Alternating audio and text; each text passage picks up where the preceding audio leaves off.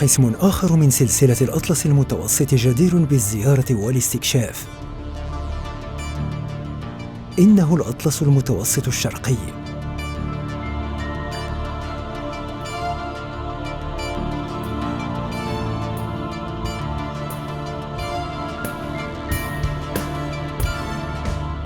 منظر بانورامي لأوتاد صخرية تستحق منا المسح والاستطلاع. هذا السفر ينقلنا من شتاء بارد بليل ومثلج بالأطلس المتوسط الغربي إلى صيف حار قائض بهذا القسم الشرقي.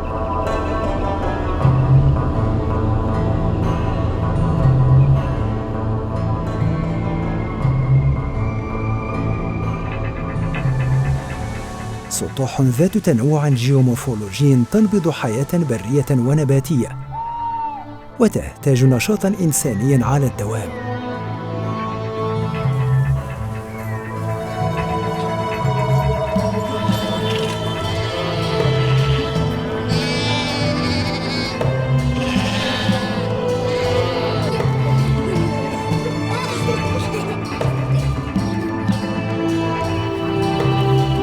لقد لعب الصيف بلا شك دور البلسم الذي طيب أراضي هذه المرتفعات. الثلوج ذابت وسال ماؤها وروت الزرع والغرس فأتى أكله في الحين.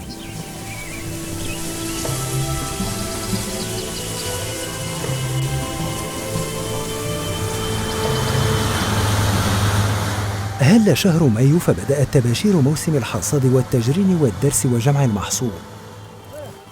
إنها مناسبة عيد حقيقي لحصاد النجاح بعد زراعة الاجتهاد.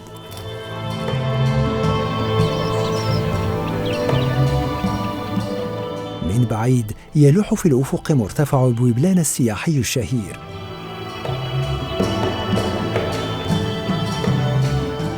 هذا الطود الباسق الشامخ يذكي فضولنا لمواصلة تعقب آثار فهد الأطلس بين صدوعه. فمن يدري، فقد تخفيه عن الأنظار بعض من أدغال هذه الجوهرة البيضاء المشجرة.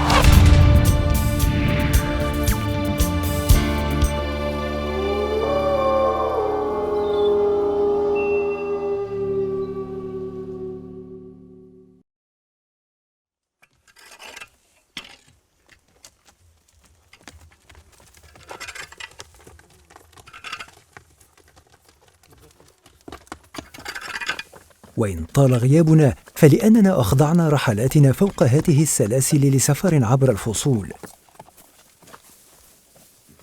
هذه المرة فتحنا أبواب الحلم من جديد مع إبكار فصل الصيف.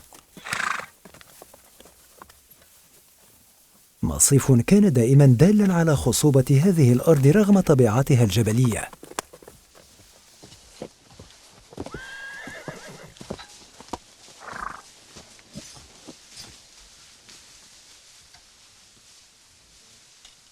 فوق بعض أراضي هذا المجال الذي تعذر وصول ريح التطور والتقدم التكنولوجي إليه بسبب وعورته، تجدد موسم الدرس وعملية تهشيم سيقان الزرع وفصل حب سنابله عن التبن في مرحلة أولى.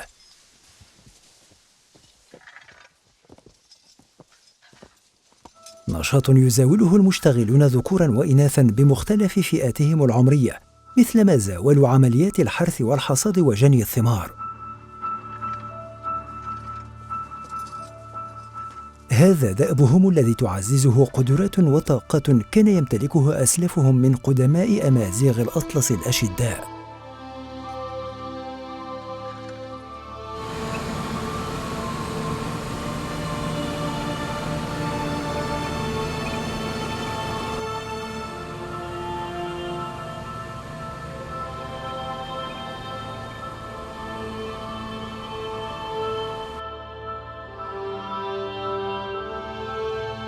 تتسع من أمامنا الخارطة الطبوغرافية لهذا الأطلس الشرقي الالتوائي،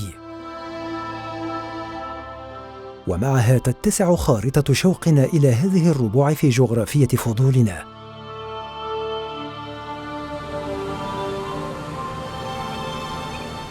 نفتح أبواب الحلم على مصراعيها بواحدة من أجمل محطات إقليم بولمان الأبرد الجميل، إيموزار مرموشة، المدينة الصغيرة في قلب الأطلس المتوسط الشرقي، لؤلؤة في عقد من لآلئ الأطلس المشعة.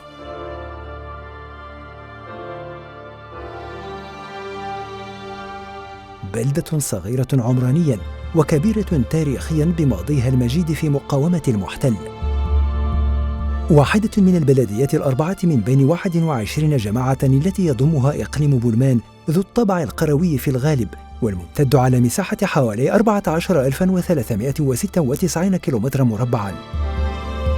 مجال بيئي ووضع طبوغرافي يتميز بسطح يعرف تعدداً في وحدات تضاريسية مؤثرة على الجريان السطح مائي. هذه السطوح التي تعلو بحوالي 1713 متراً عن سطح البحر تحظى بتركيبة أقل تعقيداً وأكثر نفاذية، تتضمن فرشاة بمثابة خزانات مغذية للأودية السطحية.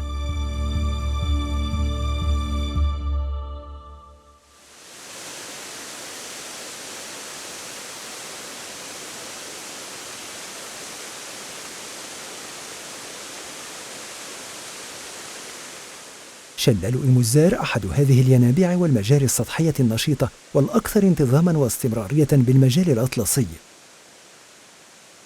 يصب هذا الشلال غرب هذه المدينة في واد طويل عريض يستغله مزارعو المنطقة في زراعات معاشية خفيفة، كما تشغل ضفتيه أشجار مثمرة من مختلف الفواكه الأكثر قيمة وغلاء في الأسواق، فواكه تميز المنطقة من حيث الإنتاج وجودتها على صعيد المغرب. التفاح بأنواعه أهم هذه الفواكه، إلى جانب المشمش والبرقوق والإجراس واللوز والجوز والكرز والكروم، ثم التين والزيتون ومختلف البقوليات وشتى الزروع. مردودية عالية يحالفها برد شتاء قار وبرد من ثلوج تجثم على جل هذه الأراضي خلال أكثر فصول السنة، بينما تتمتع المنطقة ككل الإقليم بساعات تشميسية توفرها حرارة تبدأ في الارتفاع مع بداية شهر ماي، قد تصل ل40 درجة مئوية خلال موسم الصيف. هكذا يحدث تبكير ونضج الغلال من ثمار الأشجار هبة هذه الأغراس والأودية والعيون. غلال تستهلك محلياً ووطنياً، كما يصدر قسط منها خارج الوطن.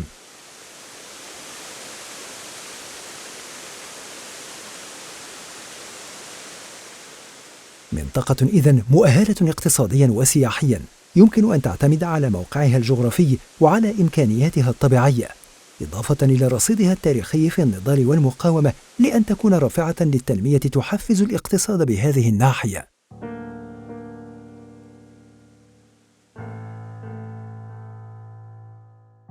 لا تنقص هذه الجنة الأطلسية الغناء سوى بعض البنيات التحتية والوحدات الصناعية والإنتاجية المثمنة للمنتجات الفلاحية الوفيرة لوادي ملوية، كما أن ضعف السياحة وقلة الزائرين من خارج المدينة لم يسعف في سياحة بالمستوى المطلوب، بل وحتى في حفظ رونق وصيانة المرافق المتواضعة المحدثة، وفي نيلها للاهتمام الذي تستحقه، وفي لعب الدور الذي وجدت من أجله.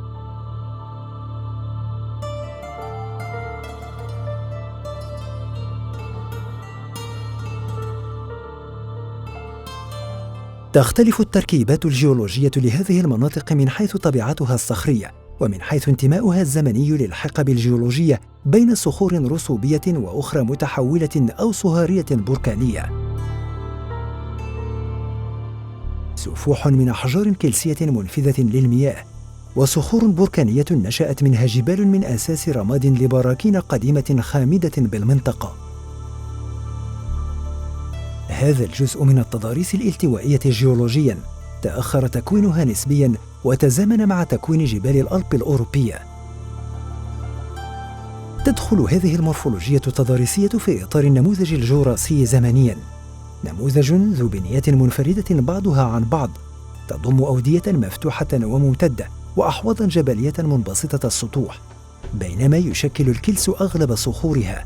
وإلى جانبها ظهرت صخور بركانية من رماد مدفون من فوهات البراكين أو من صهارة متدفقة من المرتفعات خلال حركات بنائية عنيفة ونشاطات تكتونية. اتسمت هذه البيئة التضاريسية الأطلسية بالتدرج في الارتفاع من الغرب إلى الشرق، وتعتبر قمة جبل بوناصر بهذا الأطلس الشرقي بعلوها البالغ 3340 متراً ثاني أعلى قمم السلسلة الأطلسية. لقد خلق انتصاب سلاسل الأطلس وسط البلاد مجالين مختلفين، الأول في الشمال الغربي منفتح على الرياح الممطرة، الثاني شرقي جنوبي خاضع للتأثيرات الصحراوية. وتبقى سفوح سلاسل الأطلس المتوسط الشرقي رغم ما يتهددها من هذه التأثيرات الصحراوية مستفيدة من كميات مطرية وثلجية هامة، نظراً لمواجهتها للرياح الرطبة المحيطية التي تهب من الواجهة البحرية لتمتص قسطاً مهماً من رطوبتها الجوية.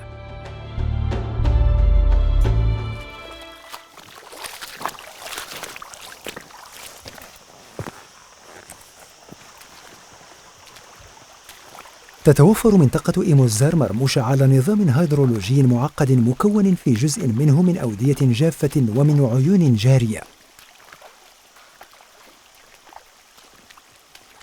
هذه المصادر المائية تساهم جزئياً أثناء فترات الفيضان في تشكل نهر سابو الذي يخترق حوضاً يغطي مساحة تصل إلى 40,000 كيلومتر مربع. مناطق تميزها بنيات التوائية عنيفة وارتفاعات كبيرة، كما تخترقها مجاري مائية ضيقة وكثيفة الجريان، وخاصة في الفترات الرطبة حيث يصبح الجريان أكثر نشاطاً وكثافة. كل هذا يفسر كون هذه السلاسل بمثابة الخزان المائي الرئيسي بالمغرب.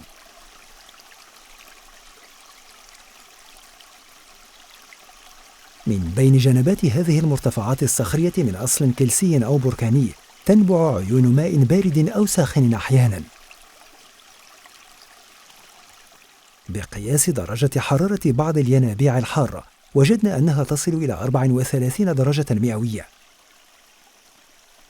وهو ما يعني أن المصدر الذي تنبع منه يوجد على عمق يصل إلى حوالي 1300 متر، على اعتبار أن درجة حرارة مياه الحامات ترتفع بزيادة تعمقها في جوف الأرض بمعدل 2.7 مئوية لكل 100 متر في العمق. هذه المياه الساخنة في الأصل تسللت من فوق سطوح ذات انصداعات صخرية عبر شقوق إلى جوف الأرض، تمكنت من نفاذها وبالتالي الاقتراب من درجة حرارة باطن الأرض حيث يقع تسخينها.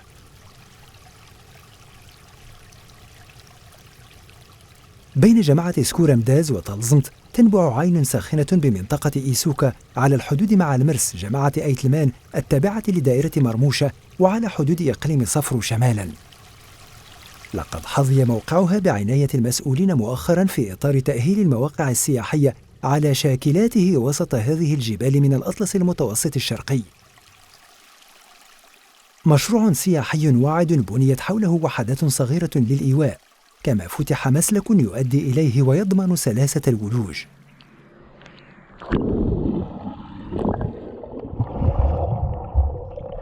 إلا البراني، لا جند البراني تبازير ديما، لا جند حمام السنايا، لا حمام السليمة. وجيت وعاد لا الحمام لا والو، غردت السخونة أجين الحمام السنايا، دوام تقارني قربان، غردت خيط حمام ديما لا جند غرسن، لا جند البراني دخلني هنو في البراني لا سلحان ساعة أساسا سلبي باس كذا، لا جند غرسن، لا إلا الإخبار بزاف. في كثير من بلدان العالم يعتقد الناس بقدرة الحامات على شفاء كثير من الأمراض بسبب احتوائها على أملاح معدنية معينة، فنشأت ثقافة الاستجمام بالينابيع الساخنة طلباً للاستشفاء بها استحماماً أو شرباً. من ينابيع هذه المرتفعات أيضاً عين أطلق عليها أهل المنطقة تلعين تيزم أو عين الأسد، في إشارة دالة على مدى ارتباط وتفاعل ساكنة الأطلس مع محيطها وكل ما يؤسس طبيعتها، مما يؤكد تآلف إنسان هذه الأصقاع واستحضاره لعنصر الحيوان في حياته اليومية. فكثيرة هي الطوبونيميات التي تمتح من معجم الحيوانات الضارية على وجه الخصوص بهذه الجهات، من مثل أفود نووشن وأيتسيواند وغيرها من الأسماء كثير. ونحن أمام هذا النمط الطوبونيمي الشائع هنا يعترينا شعوران متضاربان في آن واحد ينتابنا معه أسى وأنين الحنين إلى ماضي قطعان وحيش جم غزير، وحيش كان يا مكان يصول ويجول فوق هذه السفوح تحت رحمة ركض ليوث الأطلس المأسوف عليها.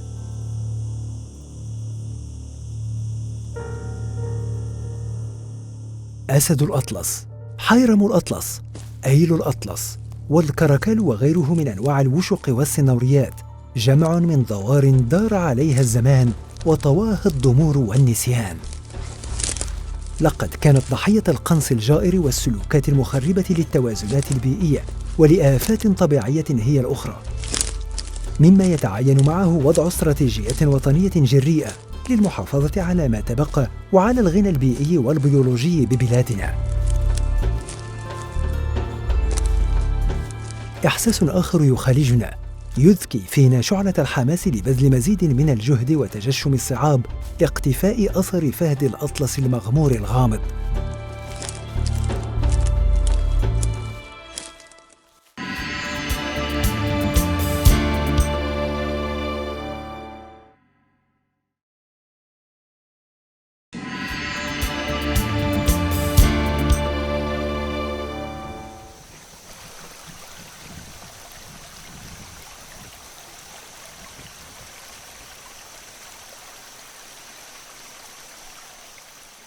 كثيرا ما دل تواجد الأنهار ونقط التزود بالماء على مواقع أثرية لتاريخ مضى، فحيثما وجدت فتمت حياة مستقرة قريبا منها.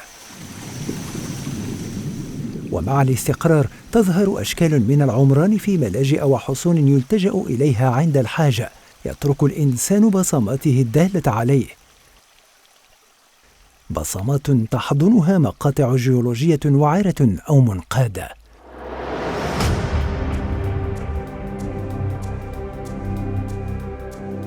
فوق قرى جماعة آيتباز التابعة ترابيا لدائرة مرموشة تنتصب بقايا قصبة شاهدة على تاريخ اضطرابات وفتن. بالأمس كانت وعاء عنيدا متمنعا يحمي أجداد مجموعة من فخذات تشكل اليوم قبيلة آيتباز زمن السيبة. قلعة منيعة شيدت فوق صهوة نجد شكل متراسا طبيعيا واستراتيجيا تحصن وراءه أوائل هؤلاء الرحل في الأصل اتقاء لشرور الغزاة. منشأة عمرانية دفاعية تعبر عن مدى الارتباط بالأرض وعن هاجس الذود عنها ضد كل غاصب. كانت الحروب القبلية والصراعات بين القبائل محتدمة، فكان التخندق وراء الجدران السميكة وبناء أبراج المراقبة طوق النجاة لحفظ الأرواح وحماية أفراد الأسرة والممتلكات. يتداول أهالي هذه الناحية وحسب بعض العقود والوثائق أن تاريخ هذا القصر يرجع إلى النصف الثاني من القرن السابع عشر، وأنه قد تم تجديد بنائه حوالي سنة 1870.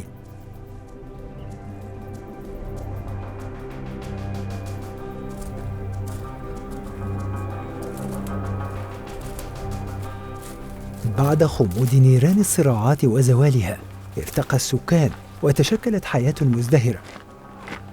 فتعايشت داخل هذا التجمع السكاني قبائل أخرى وافدة من مسلمين ويهود. حل التساكن مع المقيمين الأوائل لهذا الدوار المحصن، فتبادل الجميع بينهم المنافع.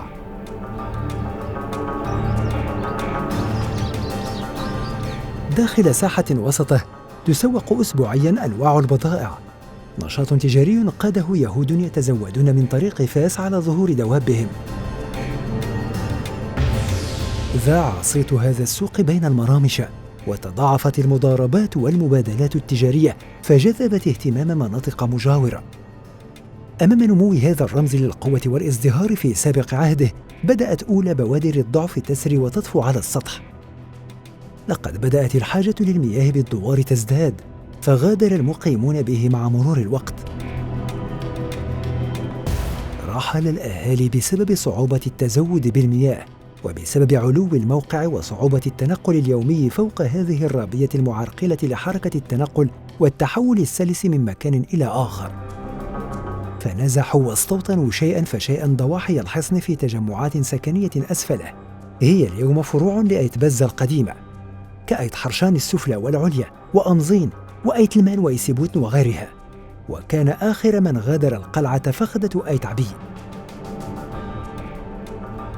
حفز هذا النزوح أيضاً حالة السلم الاجتماعي وزوال الخوف وانطلاق مشاريع تنموية وظهور بنيات تحتية عصرية كالمدارس والطرقات التي سمحت بتطوير النازحين وبإنماء أنشطتهم الزراعية وتربية ماشيتهم. بدأ تهاوي جدران هذه القصبة المهجورة وتساقطها إلى أن أصبحت قفراً يبابا، بينما أطلالها اليوم تشهد على فترة تاريخية مزدهرة لأجيال ماضية من قبيلة أيتبازا قبل أن تصبح أثراً بعد عين.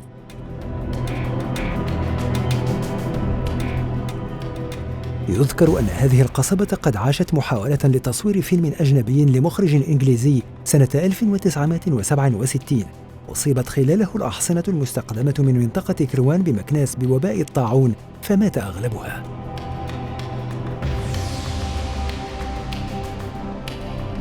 معلمة تاريخية أحبل من جبل يتعين العناية بها من قبل الساهرين على الشأن الثقافي والسياحي والبحث العلمي قصد تنشيط السياحة الثقافية الجبلية والقروية.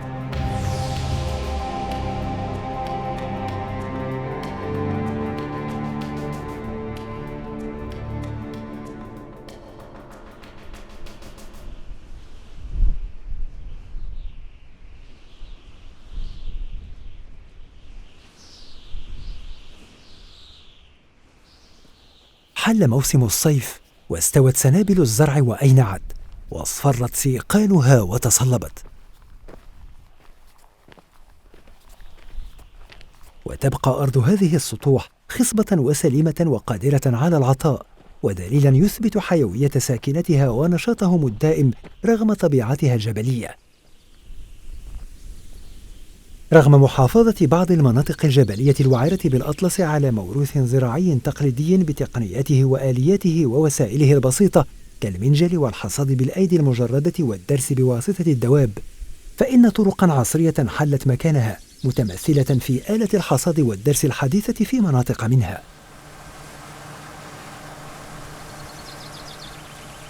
لقد مكنت القدرة على الولوج إلى الحقول المزارعين من الإتيان على الهكتار الواحد من الفدادين حصداً ودرساً وتذرية وجمعاً للمحصول في سويعات قليلة فقط.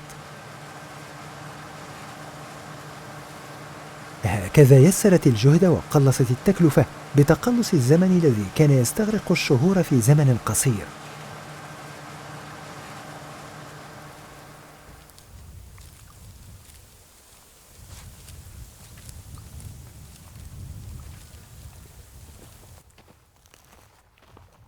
فها هنا اجتمع ما تفرق في غيره: كحولة وخصوبة، ارتفاع وانبساط، مكننة وتقليد أصيل في جمع المحصول معا. أجواء جميلة رغم صعوبتها وشقائها تثمر اليمن والبركات. كي داير هذا العام؟ مزيان تبارك الله. صح. شويه شتا عطات شويه ديال المردود ولا والو؟ لا تبارك الله. الحمد لله. مزيان هذا العام. هذا الجبال هذا العام تبارك الله. مزيان. ما كاينش جفاف. بس مزيان. شي بخير. فرينة ولا الشعير. الشعير هذا. الشعير. ما دايرينش فرينة، ما كديروش فرينة؟ لا هاي القمح والشعير. فرينة كاع ما كيتشدقش هنا. صح. قصيرة. يخلد هذا الباب. والأرض ما كتعطيش. ما كديروهاش نهائيا. درناها وما ما خدماش. ماشي ديال يا القمح. القمح والشعير والذرة والصفا والتفاح. أي حاجة كيجي هنا. غير فرينة. غير فرينة. الحمض هي. انت الحمد. بلا لا غير ما تخافش اصبر. تحتل المساحات الصالحة للزراعة بهذه الأراضي الأطلسية ما يقرب من 1,000,000 هكتار من بين 8.7 مليون هكتار من مجموع الأراضي المزروعة بالمغرب. أغلب مساحتها تشغلها الحبوب، لكنها تحظى بالقسط الأضعف من حيث احتلال الأراضي المزروعة بهذه المادة الأولية، خلافاً لمساحات أوسع للأغراس المثمرة التي تحتل في بعض أنواعها الصدارة على الصعيد الوطني.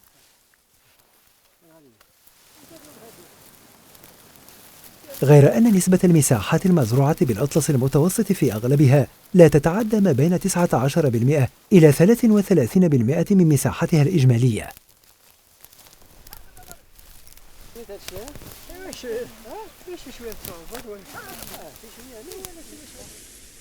لاستنطاق هذه الجغرافيا الصماء أكثر، قررنا القيام بجولة استطلاعية على طول محور هذه الحقول. وفي سبيل هدفنا المنشود في الاقتراب من فهد الأطلس، لم يكن لكل هذه الشواغل لتعوقنا عن البحث والسؤال. فيما نواصل تحرياتنا حول هذا الموضوع، أخبرنا بعض الأهالي عن شيخ يقطن قرية تدعى أيثمرجي قريبا من إيموزار مرموشة. ربما يملك هذا الشاهد سرا عن هذا الدار وعن مكان تواجده، فيممنا هذه القرية علنا نجد عنده ضالتنا. أيثمرجي بلدة فوق ربية في شكل تجمع سكني صغير وفريد ملتئم حول مزارع وحقول تحفها جبال. صروح هذه البلدة المنتمية ترابيا إلى جماعة طالزمت مثيرة في استثنائية منظر حيطانها المبنية بألواح الطين.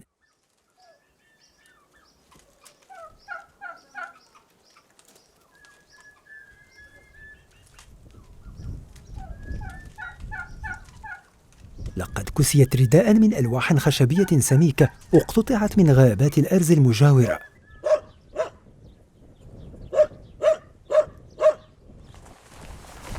بهذه الألواح يتقي المقيمون مقراتهم من الآثار السلبية لتهاطل الأمطار الغزيرة والثلوج، كما يضمنون بواسطتها الدفء داخل بيوتهم وقت قر فصل الشتاء والثلوج. علاش كديروا هاد العواد هكا؟ الشتاء على الشتاء ماشي الشتاء الثلج الشتاء كتكون ثلج هنا. الثلج هذا متر ونص. اييه ايه دابا كيحافظ على الدار هكا. حنا الشتاء ما كيفيش الشتاء ما كتخليش الشتاء يطلع. درنا هاد العواد حتى تيحنا الشتاء الديورة عاودنا بنيناها عاد درنا هاد. واش كدار كيبان الحماس وسكواس؟ 1955 عندي ديك الساعة 15 عام. 55 واحسن 15 عام 1955 عندي 15 عام. تبارك الله، الله يطول في عمرك.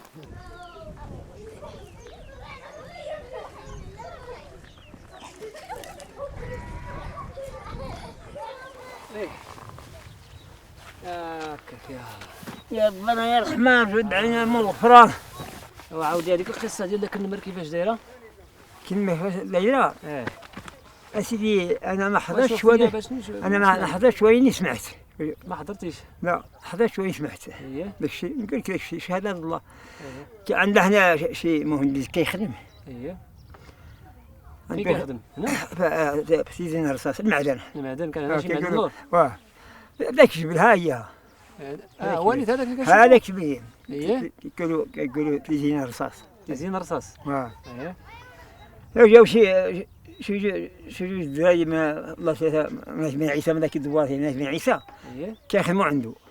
ملي جاو يطلعوا يخدموا صابوا الاثار ديالهم في الثلج. دابا شي حاجه الثلج صابوا وقت الثلج هذا. كيتبعوه ملي جاو هنا تبعوه من هنا من ذاك الجبل طلعوا مع الطريق مشاو هي مشاو حتى وصلوا حتى فوق الدوار ديالهم الهيف ذاك الغابه الهيف.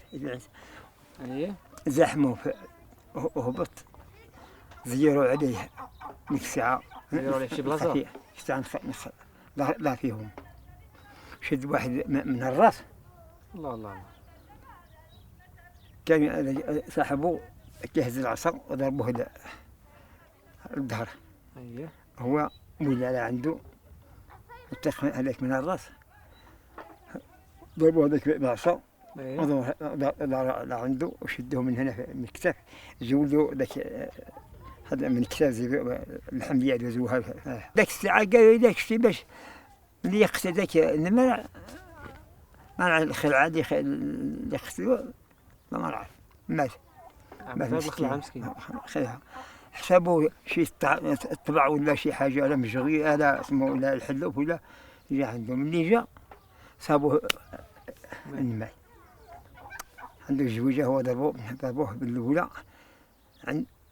كان واحد تحت الشجرة قطعونا الناس الريوس بجوج هكا، لكن النمر دخلها على الراس ديالو جا عنده ما خلاش ذاك الطلع، شدو هكا بحال من داف.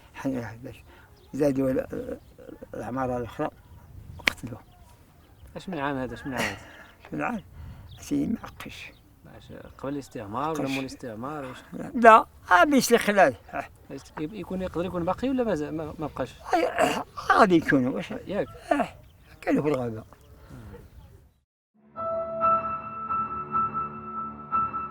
إفادات الشيخ محمد أفادتنا قليلاً، غير أنها لم تقنعنا كثيراً.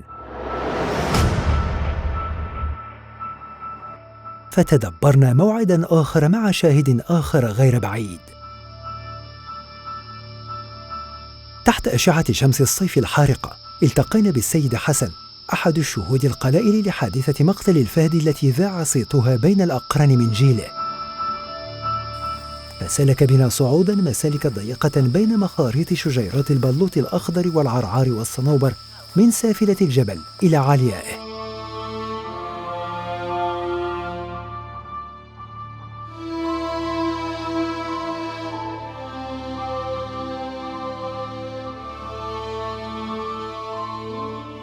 يبدو هذا الفضاء حيوياً في غناه بالعناصر النباتية وبالمجاري المائية، إلا أنه يخلو من حس ذوات الأربع ومن الطيور ككثير من المقاطع الجبلية بهذا الأطلس المتوسط. وكأن المكان عانى بدوره تحديات بيئية نتيجة الاستغلال البشري المفرط. لقد فقد جل ثرواته الحيوانية التي لا شك أنه قد اختزلها لحقب طويلة.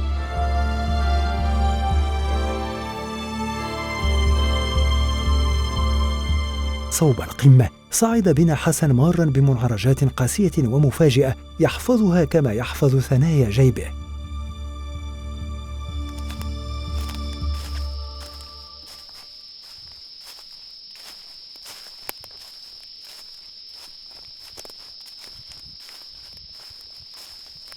أوزان معدات التصوير المختلفة تزيدنا رهقا وعناء، ورغم حرص مرافقنا على اختصار الطريق فلا همس ولا صوت غير صوت الأقدام والخشخشات وفحفحات أوراق الشجر.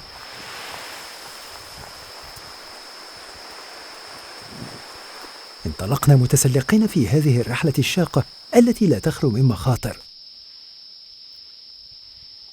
الأمل في الوصول إلى مأوى الفهد وفي العثور على علاماته يقودنا ويزيدنا تحديا رغم النهج وضيق الصدور جراء العناء والإعياء.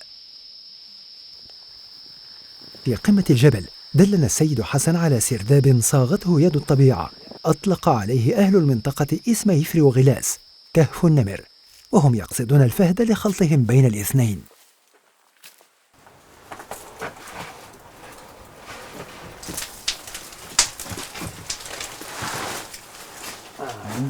عندك شريط ما صحيح هذا. شفتي فين وقتنا راه الصح هذا. شنو هو هذا؟ هذا هو الغار اللي كيقولوا ليه هذا هو كيف النمر. كيف النمر. وعلاش مسمينو هذه التسميه هذه؟ مسمينا عليه هو. يلاه كيفاش دار القضيه؟ عاود لنا القصه ديال النمر. القصه ديال النمر كنقول لك الناس اللي خدامين في المعدن اللي في المعدن هي وكاين الثلج وقت الثلج. كاين الثلج فوق في مارس نيت في مارس. وملي وبقاو كيجريو عليه حتى هبطوا لتحت، هبطوا الواد. عيطوا على واحد كانت عنده الخماسيه ديك الساعه جويجه. حسب لهم الضباع ماشي النمر. في الاول. في الاول. وملي هبطوا تما جا داك السيد هو ناعس طاح حدا شي حجره هي في داك الحيط، اللي طاح على ديك الحجره قباه وين هادي عاود ملي جا هذاك لقى هذوك راه قاسوا مني واحد شدوا من الكتف ديالو واحد حيد له هذه وكنت محيت هذاك نسيبي نسيب انت حيدو هاد جلده حتى دار له هيك هو والله برك ولا مشى العسكر جاو كاع بجوج ديك الناس ملي برا ملي جا ذاك والحديد ضربوا على ذاك جويجه بجويجه جويجه اللي عنده ضربوه بوحده قاسوه حيت عنده الضربه اييه ملي دار عليه هكا مشى باش ليه يشدوه هكا يشدوه من الركبه ديالو اييه داك السيد هذا السيد اللي قتلو غير ثابت وصافي وش اخرى دارها له هنا كنت انا كنديرها في الدم ديالو اللي كنت انا صغير انت صغير شحال عمرك كنا عليه جامع تكون ديك 13 12 عام كاع ما دايز اللي كانت عندك سيدي كانوا جاو القروضه ملي قتلو هذاك جاو القروضه نيت هزوه من تما شكون اللي جاو؟ القروضه اييه جاو من حشات هزوه حتى لهيه وعيطوا على الدراري ديال القبيله كامله عيطوا على القبيله كامله وين قال لهم الشيخ خصكم تعيطوا للدراري الصغار اللي ما كيعرفوش اييه ومشاو الناس الكبار الاتساع وحنا دايرين به كنتي حاضر انت ملي كنتي صغير شفتيه؟ حتى انا كنهز له هذا الشيء هذا المسطر ديالو كنشد فيه علاش جابوهم باش يشوفوه؟ باش يعرفوا سبيتو الماء كاينين دراري هنا اللي ما كيعرفوش الماء كيعرفوا وين دابا كاين في التلفزيون وفي رايك دابا باقي شي نمر في المغرب ولا والو؟ لا ما بقاش بقى والو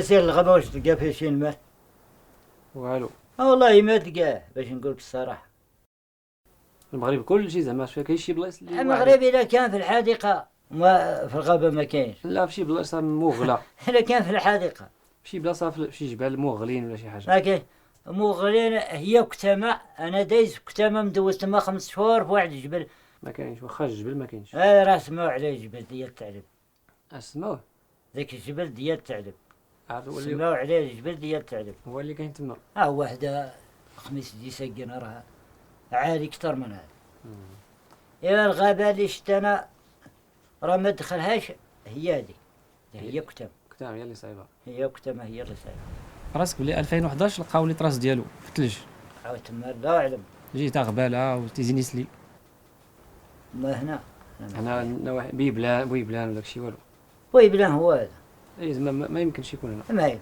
هو ما فيهش الغابه هو كيتبع غير الغابه الغابه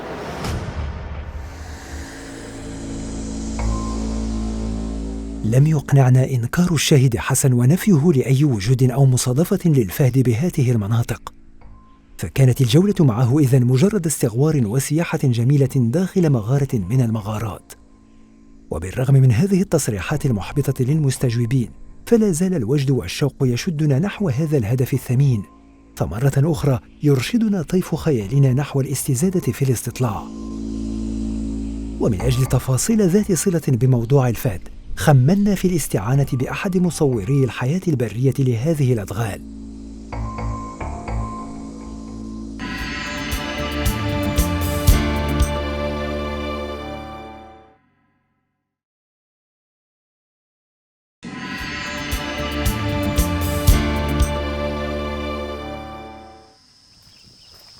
بين أحرش وحقول قرية أيتعلي يوسف صادفنا شابا في ربيع العمر بنفس الشواغل والتطلعات، ربيع بويسفار، مصور جاد ومثابر يخطو خطوات حقيقية نحو الاحترافية. هو ابن المنطقة من بلدة سكورمداز، مثلنا يتأجج شغفا وشوقا إلى اقتفاء آثار وحيش الأطلس.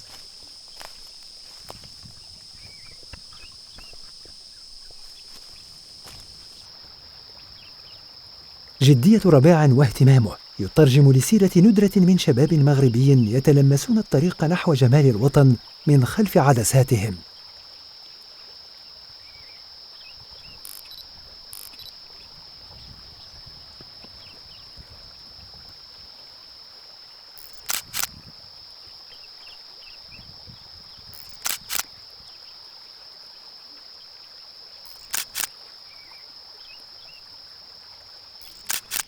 الاهتمام بتصوير الحياة البرية بدا عندي تقريبا في سنة 2016 من بعد سنة منين خديت معدات ديال التصوير صدفة.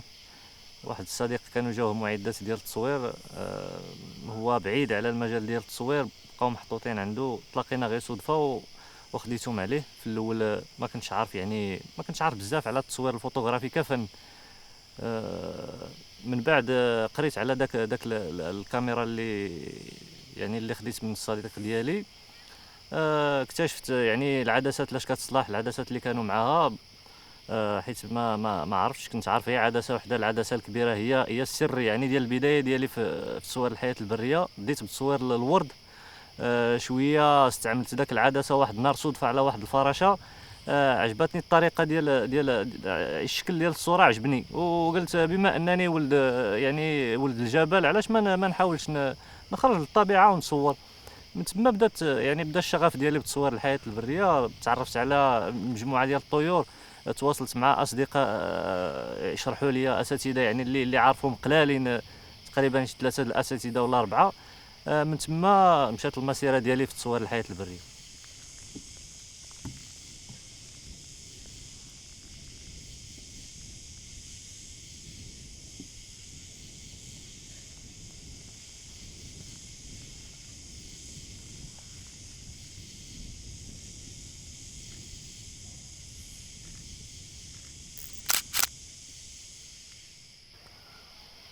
بزاف ديال الاصدقاء شافوني كنصور الحياه البريه، وديما كيطرحوا عليا نفس السؤال، كيقولوا لي واش كاين شي اخبار، يعني واش ما عمرك صادفتي في هذا الاطلس، يعني صادفتي شي مره ولا شتيه ولا عندك عليه شي معلومات. هذه تقريبا 4 سنين وانا يعني عندي معطيات يعني اللي ما نقدرش نبوح بهم، ولكنني بوحدي ما نقدرش نتوصل لشي حاجه، لانني بوحدي ما صعيب باش تصور بحال داك النوعيه ديال الحيوانات، صعيب تصورهم بوحدك، يعني ضروري خصك السند. وهذا السند لقيته انا في طاقم برنامج امودو التلفزي. كنت طرقت الباب ديالهم هذه 3 سنوات. تناقشنا على الموضوع، واخا هما سابقيني يعني لهذا المجال اكثر من 15 سنه سابقيني، هما بحال فتحوا لي الباب ومدوا لي يد العون. وحنا الحمد لله كما كتعرفوا يعني الطاقم ديال برنامج امودو طاقم عالي المستوى، يعني من جميع النواحي، وهذا الشيء اللي بغيت انا، وهما يعني متواضعين لواحد الدرجه كبيره. في بلاصه اخرى ما كاينش اللي غادي يقدر يعاونك، حيت انا طرقت بزاف ديال الابواب باش يعاونوني باش نوصل لواحد النتيجه. ما لقيت حتى شي ابواب من غيرهم، هما اللي فتحوا لي الباب ودعموني، رغم يعني كما كيقولوا رغم المعاناه غادي نوصلوا لواحد النتيجه حسن ما وصلوا لها اجانب.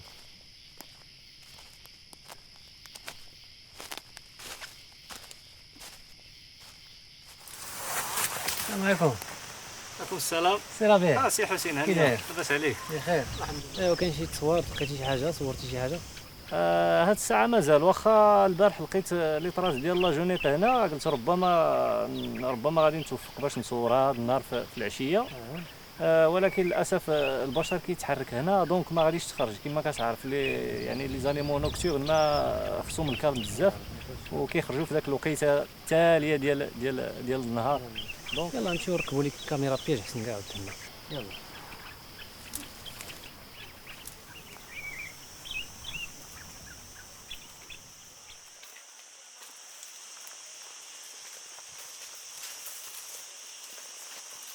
يعني تصوير الحياه البريه كيكون داك العائق المادي هو اكبر تحدي في الاول. علاش؟ غاليين، معدات غاليين بزاف، خصك عدسات خاصه بتصوير الحياه البريه. العائق الثاني هو الصعوبه باش توصل لهاد الحيوانات. راه كاينين اللي كيبداو غير شهر شهرين ما كيطولوش. علاش؟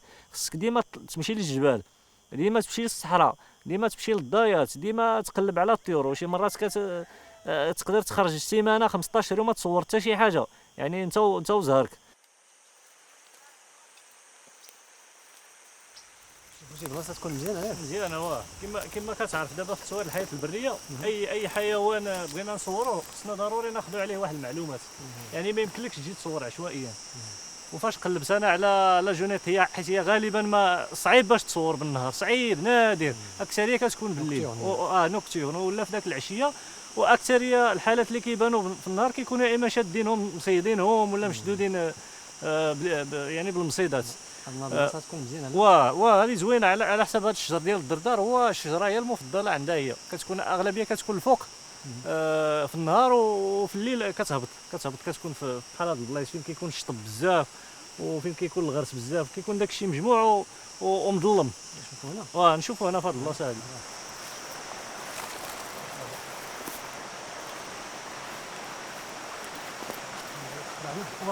نديرها في راس الماء واحد شويه باش تسكسى فيها العود وغادي نتلاو بالكذا.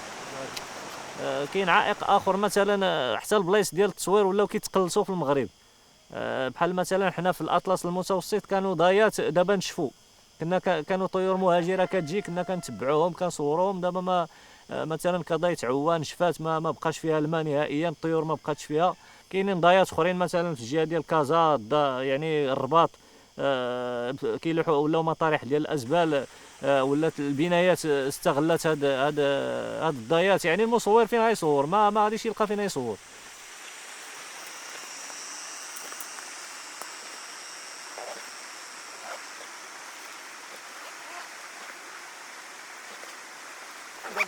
دابا عندنا 3 ديال الكاميرا سبياج، غادي نحاولوا ناخذوا لها يعني دي بلون، 3 ديال لي بلون مختلفين، ما نركزوش على كاميرا وحده، حيت شي مرات واخا كدير كاميرا وحده كتشد غير النص ديالها ولا فهمتي ما كتشدناش كامل. دونك غادي نخدموا على 3 ديال لي بلون، غادي نديروا بلون سيري وبلون شويه لارج وواحد البلون سكور، هذا كيكون مخبع حتى لا قدر الله يعني ما تشداتش ولا هذا كيشد كلشي، كيشد كاع هاد الكاميرات كاملين كيدخلوا في لازون ديالو. دونك دابا فاش غنسالي انا من هنا غادي نجيب لك الحجر تما باش نركبوا داك العود تما. وهذه هي احسن وقيته ديال التركاب، حيت البشر كيكون دابا راجع بحال ولا على حساب الكاميرات. شي مرات كيلقاوهم كيحيدوهم، ما كيعرفوش الصالحين كيحيدوهم. الاغلبيه ديال المصورين يعني المبتدئين خصوصا المبتدئين، وكاين بعض الانواع يعني ديال المتتبعين كيشوفوا يعني التصاور، كتحط التصاور ديال الطيور ولا الحيوانات ولا المهم الحيوانات بصفه عامه، كيسحبهم غير غتجي غادي تلقى يعني الطيور ولا الحيوانات واجدين، يعني تصورهم واجدين، وهذا راه يعني فكره خاطئه. حيت التصوير مثلا ديال الطيور ماشي هو التصوير ديال الثدييات مثلا ولا الزواحف ولا الحشرات، كاين فرق. مثلا الطيور قبل ما تصور الطيور كتعرف بعدا يعني النوعيه ديال الطيور، حيت مثلا كاينين طيور خاصين بالجبل، كاينين طيور كيكونوا خاصين بالضايات، كاينين طيور بحريه. كتشوف انت على حسب يعني النوع اللي كتبحث عليه. الثدييات شكل اخر، طريقه تصوير اخرى. مثلا الطيور كتمشي كتعرف الطير يعني فين كيكون، كدير الكاموفلاج ديالك وتصورهم، ممكن تصورهم ممكن تصادفوا. الثدييات لا، الثدييات خصك تمشي تقريبا سيمانه قبل ولا 15 يوم، كتعرف يعني كتسول مثلا السراحه كتسولهم على البلاصه واش داز من هنا مثلا ديب ولا ثعلب ولا، كتاخذ المعلومات قبل ما تمشي تصور.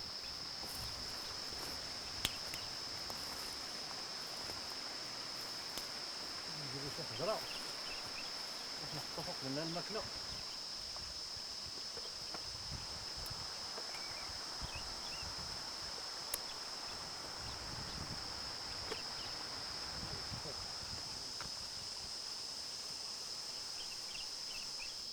حنا عندنا هنا مشكل عاوتاني هنا في الجبال ديال الرعي الجائر.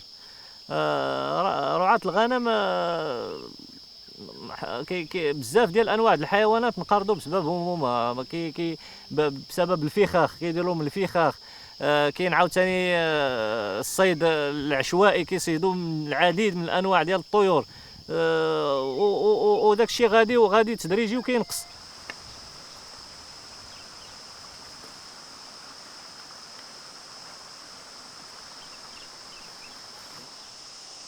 احنا السيره ديال الله يسخر نخليوها حتى من بعد ياك. هذاك الشيء اللي كاين، غادي نخليوها واحد المده باش نمشيو نكملوا يعني نقلبوا على حيوانات اخرى. راه مازال لينا الديب مازال واخا صورته، ولكن ما صورتوش بالطريقه اللي بغيت. الطيور نصوروا الديب، نقلبوا على الديب. الشاغونطي، واحد المونتيكول دي غوشي ما عندناش حنا في المنطقه، غادي نقلبوا عليه. البومه النساريه حتى هي غادي نقلبوا عليها. هذا هو المنطقه ديالهم كتكون في هذه المنطقه كاينين. كتكون في هذه المنطقه كما معروف، هي كتكون في المناطق شبه صحراويه وصحراويه. كتكون اكثريه في دوك لي فاليز اللي كيكونوا في الجبال وفي دوك لي فالي وحدا الواد. وغادي نمشيو ان شاء الله نحاولوا باش نتوفقوا باش نصوروهم.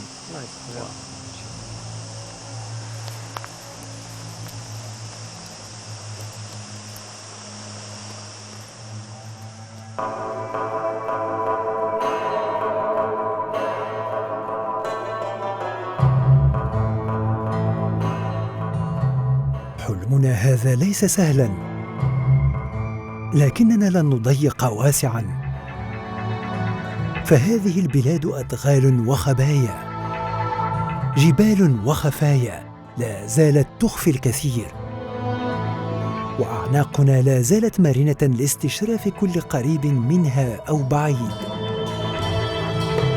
وللحلم بقية.